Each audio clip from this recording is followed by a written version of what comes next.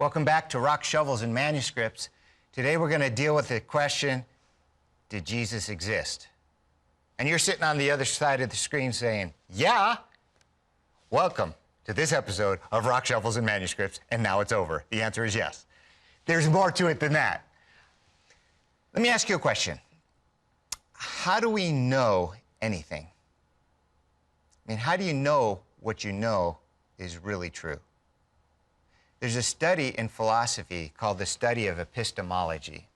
Epistemology basically means studying how we know what we know, the study of knowledge. Have you ever asked yourself, how do we know anything? Philosophers have argued about it for years. There's a famous line you probably heard, I think, therefore I am. So one guy's argument to his own existence was his ability to think. There's a person who answered this question for a popular magazine called Philosophy Now, and they gave this person a prize for their answer. Wait till you hear it. Here's the answer. How can I know, perceive with certainty, anything at all? My first triumphant answer is that I can't, gloriously confirmed by studies of philosophy, especially of David Hume. Without the possibility of knowledge, I am left with belief. That won the prize? The question was, how can I know anything? And the answer is, I can't? Really? I don't accept that. Now, here's how I might respond to that. You can't know anything at all? No. Then how do you know what the question was that you just answered? And how do you know if your answer is true if you can't know anything at all? It's self-defeating. A person who says they can't know anything at all might feel intelligent based on their philosophy, but nobody lives out that philosophy. A person who says they can't know anything at all will not jump off a building. Why? Because they know. They know what's going to happen. A person who says they can't know anything at all is still going to stop at a red light, drive the speed limit. They act in their lives as though things can be known. But in their philosophy, they say things can't be known. I just think it's, highbrow thinking that really doesn't amount to anything. Well, then there's another question. How can we know anything historically? Let me answer the key question about knowing with at least three things. I think we can know things by experience. I think we can know things by reason. And I think we can know things by trust. And by trust, I mean we're trusting others, what they tell us. Let me give you some examples. Experience, and obviously this is not the historical one because we've experienced it. If I've been burnt by a stove, then I know a stove is hot and I'm not going to touch it again. A red coil on a stove means hot, don't touch. Learned it from experience when I was a little kid.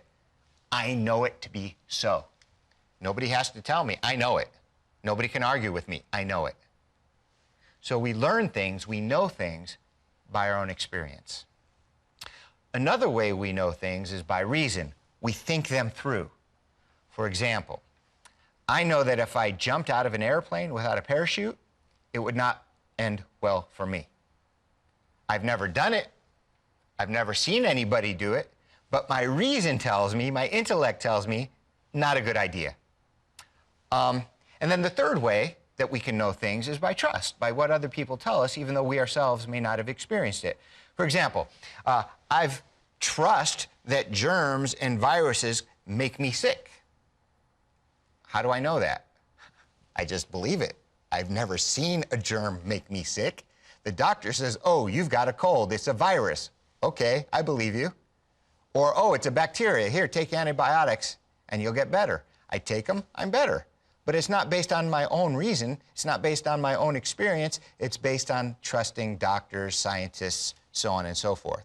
And this brings us to the historical thing in part. How do we know anything in history ever happened? The question we're going to get to is, how do we know if Jesus existed? Well, how do we know if George Washington existed? How do we know if Shakespeare existed? How do we know if anything existed? Trust and evidence. So we've got the three things. We've got experience, we've got reason, we've got trust. How do we know God exists? Experience, reason, and trust. Let me give you experience. Adam Abraham, Moses, their experience would simply be, we met him. We talked to him. He talked to us. We know God exists. Now, you and I, we don't have that level of experience. Some of us will say, well, you know what? I've prayed and I've seen miracles, and that's enough experience for me. And I would agree. One of the ways we know God exists is experience. The other way we know God exists is by reason. We can think it through and it makes sense that God exists. Psalm 19 verse 1 says this, and I'm going to read in the New King James Version, and then I'll read in the Good News Bible version to show you the difference. To the chief musician, a psalm of David, the heavens declare the glory of God, and the firmament shows his handiwork. All right, now let me go over to the Good News Bible version so you can see it in a more modern way. How clearly the sky reveals God's glory. How plainly it shows what he has done. All you have to do is look up at the universe and go, wow, that's amazing. Somebody had to have made that. Now, today people are like, oh no, that's a byproduct of the Big Bang. Well, they used their reason to come up with that. Others have used their reason to come up with God. Romans 1:20 says, ever since God created the world, his invisible qualities, both his eternal power and his divine nature, have been clearly seen. They are perceived in the things that God has made, so those people have no excuse. The average everyday person who looks at the world and the sky and the stars just has a sense that there's a God that made them. Today, we're talked out of that common sense, and we're basically told it made itself. If you think about the Big Bang and the theory of evolution, think it through, it comes down like this. I created myself. Nobody made me, and here I am. And if nobody made me and here I am, I made myself. If I were to show you a beautiful work of art, let's just use the Mona Lisa as an example. And I put it up on a wall, nobody would analyze that painting and come to the conclusion it painted itself. Nobody would even think to go there. They'd admire the handiwork of the artist. They might want to analyze the paint and find out what dyes he used and how he got those dyes, and the brush strokes and the lighting and the canvas it was put on. But nobody would think for even a fraction of a second that the universe blew up and made that painting. We would say, how ridiculous. Well, if it's ridiculous to say the universe blew up and made that painting, how more ridiculous is it to say the universe blew up and made the painter? You following me? The theory of evolution and the Big Bang and all that, it's like heady knowledge, like the person who says they can't know anything. Sounds good on paper, but nobody really lives it out. I always like to talk about Mount Rushmore. Imagine visiting Mount Rushmore and you see the four heads of the presidents up there on the mountain. And imagine the tour guide saying something like this. Through millions of years of rain and erosion and wind and sand, the heads of these four men appeared on the walls. You would laugh and say that's ridiculous. Then how can we say the original men it was patterned after happened that way? We can't. Reason tells us that God exists. Experience tells us that God exists. And trust tells us that God exists. This is reading the historical records that other people have written down. Their historical records are also tied to evidences that we can reason out or see. For example, the historical record might say that something existed in Israel and a miracle happened there. Well, maybe we can't see that the miracle happened there, but we can see that place in Israel. Time and time again, people have said that place or that event or that thing didn't exist, and archaeologists have found it. There's all sorts of evidence, and in fact, if you want to look at the evidence of prophecy, you might want to get the book Evidence That Demands a Verdict by Josh McDowell. There's others, but that's a fabulous one. I want to talk about historical claims about Yeshua or Jesus' existence. The basis of the whole program is just, did Jesus exist? But I had to take you step by step. How do we know what we know? Did God exist? And did Jesus exist? How do we know if anything in history happened? So we're going to analyze some historical documents that talked about the existence of Jesus. And we're not going to talk about the historical document, the Bible, which is the most famous historical document that talks about the existence of Jesus, for some odd reason, everybody discounts that one. When somebody else talks about Jesus, they're like, it must have been true. The Bible is the most trustworthy of all historical documents. But nevertheless, a few points, and then I'll read some quotes. In historical documents, some of Jesus' enemies talk about him.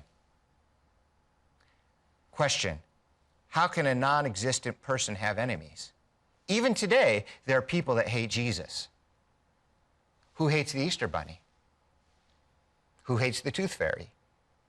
So if Jesus is on par with the Tooth Fairy and the Easter Bunny, people would hate the Easter Bunny and the Tooth Fairy. Nobody gives the Easter Bunny and Tooth Fairy that much attention because they're not worth it because they don't exist. There are people that make a living preaching against Jesus. It would be ridiculous if he didn't exist. So the question is, how can a non-existent person have enemies?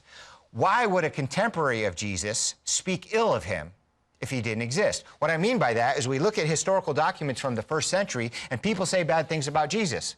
How can you say bad things about somebody who didn't exist? How can anybody even write about him if he didn't exist? Outside of the Bible, there are writings about Jesus. Who would write about somebody that didn't exist? It doesn't make any sense.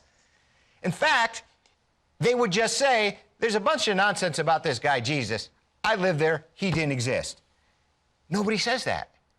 All the contemporary writings and all the writings after that talk about him, but none of them say he didn't exist until modern times.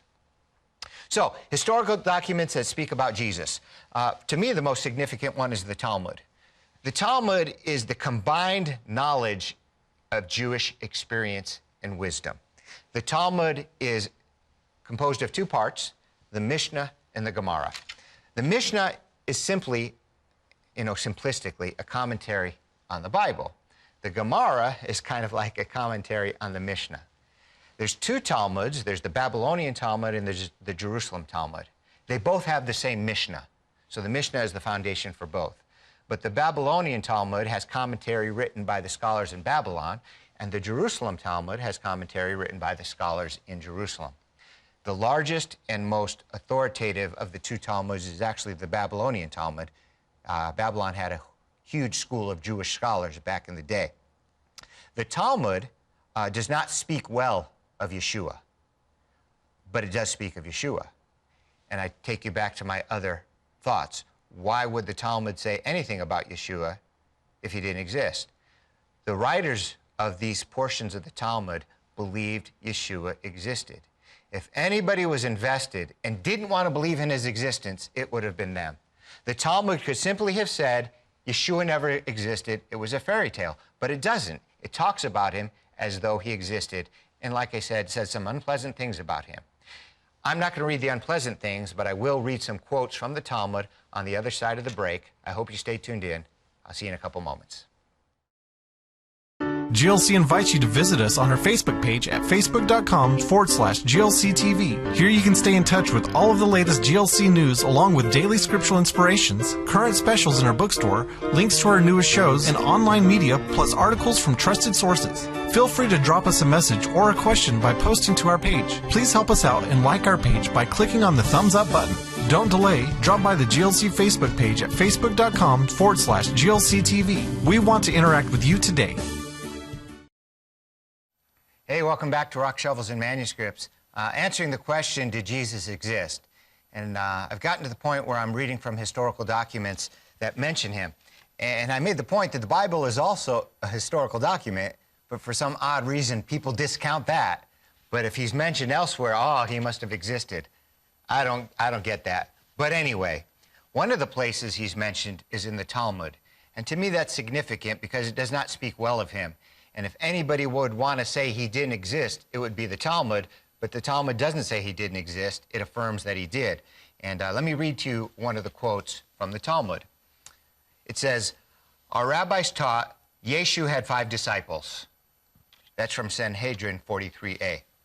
Now, obviously, we know he had more than 5 disciples, but the fact that he's mentioned and his disciples are mentioned is significant.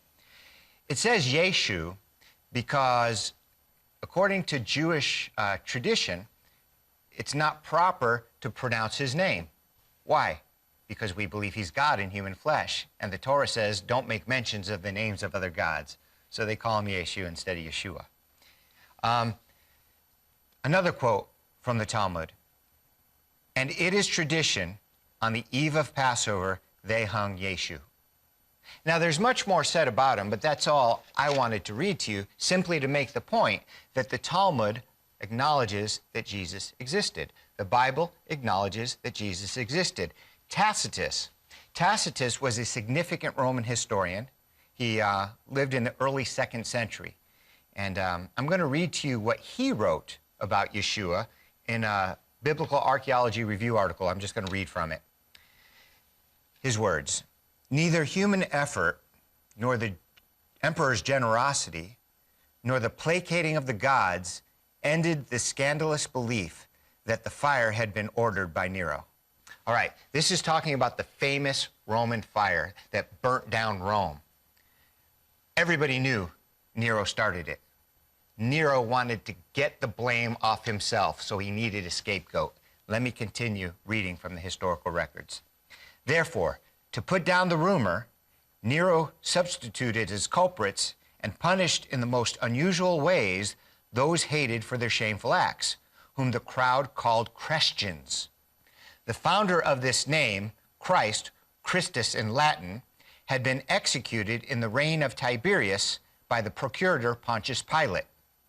Suppressed for a time, the deadly superstition erupted again, not only in Judea, the origin of this evil, but also in the city of Rome, where all things horrible and shameful from everywhere come together and become popular." What a dude. Well, one thing's for sure.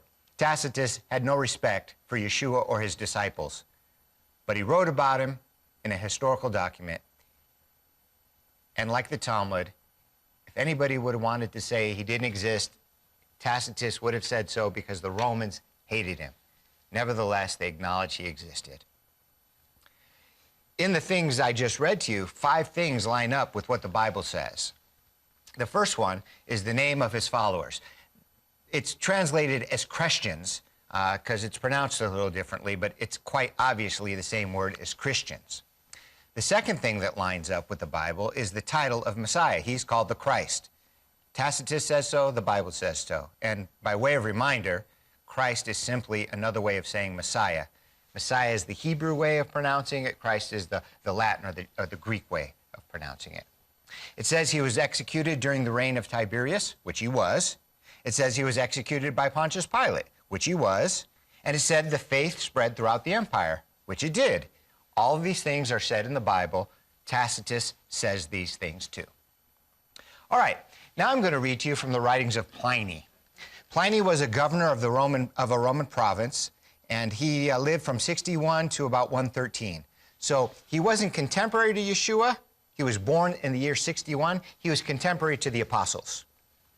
He wrote, and I quote, "They," the Christians, "assured me that the sum total of their error consisted in the fact that they regularly assembled on a certain day before daybreak. They recited a hymn antiphonally to Christus as to a god, and bound themselves with an oath not to commit any crime, but to abstain from theft, robbery, adultery, breach of faith, and embezzlement of property entrusted to them. After this, it was their custom to separate and then to come together again to partake of a meal, but an ordinary and innocent one." Christianity was illegal. Pliny was a governor. He was examining the sect to find out why it was so evil, why it was dangerous, why it was subversive, why it was against the government rules. So he asked them, "What do you guys believe?" Notice he calls it their error. It's our faith. And he said basically what they believe is they should get together once a week, vow to do no harm to anybody and live righteous lives, and then they get together and have a meal. Just like the book of Acts says the early disciples did. But you'll notice he mentions the name Christus in there.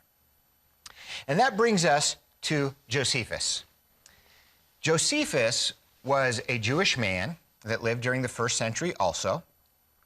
He fought in the war against Rome initially, but then he was captured by the Romans and ended up kind of working for them.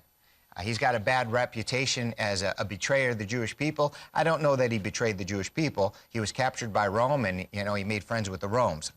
A lot of people did. But he became the most significant historian of Judaism, and his writings are read to this very day. He was not only a faithful Jew, he was also in the priestly lineage, so we call him a Jewish priest, even though he didn't work in the temple. In his book, Antiquities of the Jews, Yeshua is mentioned twice. Let me read to you the quotes from his book. And I quote, Ananus, thinking that he had a favorable opportunity because Festus had died and Albinus was still on his way, called a meeting, literally Sanhedrin, of judges and brought into it the brother of Yeshua, who is called Messiah, James by name, and some others. He made the accusation that they had transgressed the law, and he handed them over to be stoned. So this paragraph that I just read to you, it's really about James and his murder. But James was known in part because he was the brother of Yeshua. So he mentions Yeshua to tell us who James was. Obviously, this proves Yeshua was a well-known historical figure. He's only mentioned as an aside, but he's mentioned as an aside to help us know who James was. So Festus had died. He was the governor. Albinus was still on his way. So they were between governors. So lawlessness, we can kill this guy now while the law's not here. And so they gathered James and they killed him. James was highly respected, even by most Jewish people. His murder was considered a blot and a shame on the Jewish people. And even the Jews who didn't believe in Yeshua and didn't worship him hated that the other Jews had killed James. They considered him a good and godly man. He was known as James the Just. All right, so that's the first quote from Josephus. Let me read to you the next one. This one's pretty powerful. Around this time, there lived Jesus, Yeshua, a wise man, if indeed one ought to call him a man. For he was one who did surprising deeds, and a teacher of such people as accept the truth gladly. He won over many Jews and many of the Greeks. He was the Messiah. When Pilate, upon hearing him accused by men of the highest standing among us, had condemned him to be crucified, those who in the first place came to love him did not give up their affection for him. For on the third day he appeared to them restored to life. The prophets of God had prophesied this and countless other marvelous things about him. And the tribe of Christians, so called after him, have still to this day not died out. Now, I had underlined for you some portions of this quote. The reason I did that was because almost all scholars today believe that those underlines did not exist in the original. But even if you take those out, there's still much about Yeshua to be learned, not the least of which that he existed, and that's our point of today's episode. Did Jesus exist? According to all these historians and the Bible, he did. By the way, even though all scholars think that those underlined portions were added, all surviving Greek manuscripts contain it. So I'm thinking maybe they just pulled it out because they don't like what it says, because it sounds so Christian to them. But nevertheless, either way, it mentions that Yeshua lived, and he did. Here's what the writings affirm, even without the underlined portions. He existed as a man. His name was Yeshua, Jesus. He was called Christ, the Messiah. He had a brother named James. That's the fourth thing. The fifth thing, he won over both Jews and Greeks. In other words, many followed him, not just Jewish people, just Gentiles also, which is a huge part of the New Testament and the book of Acts. Sixth thing, Jewish leaders of the day expressed unfavorable opinions about him. Seventh thing, Pilate rendered the decision that he should be executed. Eighth thing, his execution was specifically by crucifixion. Ninth thing, he was executed during Pontius Pilate's governorship. So even without the underlined portion of Josephus's testimony, we've got 9 things about Yeshua, and these 9 things line up with exactly what the Bible says about Yeshua. No ancient person ever seriously argued that Yeshua did not exist. All Jewish sources treated Yeshua as a fully historical person. There are other quotes. guy named Celsus. He was a Platonist philosopher. He considered Yeshua to be a magician who made exorbitant claims. All right. Why did he consider Yeshua to be a magician who made exorbitant claims? Because he did miracles, and he did make exorbitant claims. He claimed to be the Messiah and the Son of God and God in human flesh. So this guy doesn't speak of him as if he believes in him, but he's telling you about his reputation. He doesn't believe in him as the Son of God, but he believes in him as a miracle worker and a man who existed. Pliny the Younger, he was a Roman governor and a friend of Tacitus. He wrote about early Christian worship, as I read to you above. Suetonius, a Roman writer, lawyer, and historian, wrote of riots in 49 CE among the Jews in Rome. And he said in his writings, the instigator was one Chrestus. Again, Chrestus, Christ. The word could be the same, it could be different, but it ties in beautifully to the historical records. Then, of course, there's the famous ossuary, James's ossuary. It says James, the brother of Yeshua, on there. And it's interesting that ossuary, there was a big trial about it. The man who presented it was accused of forgery. So they went to court, and they gathered all the experts on handwriting, on archaeology, on dating of stone, and all of them said there is no evidence that this thing is a forgery. So this is actually the bone box of James, and it says Yeshua's name right there on the bone box. The question we dealt with today was, did Yeshua exist? We talked about knowledge in general. We talked about how we know what we can know. We talked about the existence of God just briefly, and then we talked about the historical evidence for the existence of Yeshua. The Bible talked about him. Countless other people talked about him. Even his enemies talked about him. There's more evidence that Yeshua existed than George Washington or Shakespeare or anybody else existed. Yeshua did exist. Thank you for joining me on this episode of Rock, Shovels, and Manuscripts. I'll see you next time.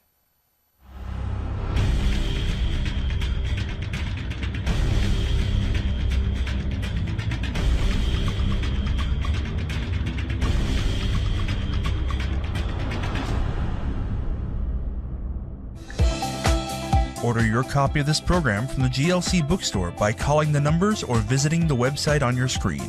Please include the program number when ordering.